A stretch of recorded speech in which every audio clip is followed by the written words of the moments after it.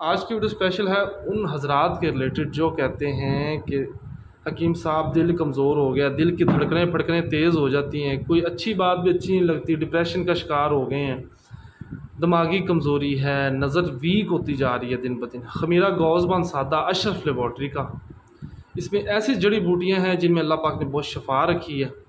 ये निज़ाम को भी बेहतर करता है और इम्यून सिस्टम को भी बहुत बेहतर करता है। ठीक है, एक डब्बी इस्तेमाल करें, इंशाल्लाह रिज़ल्ट मिलेगा।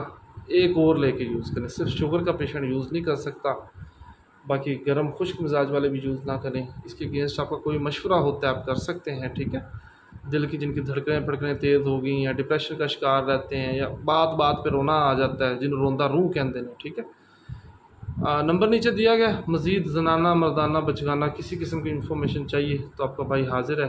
इसी वीडियो के साथ इजाज़त दीजिए, दुआओं में याद रखिएगा। टेक केयर, अल्लाह हाफिज़।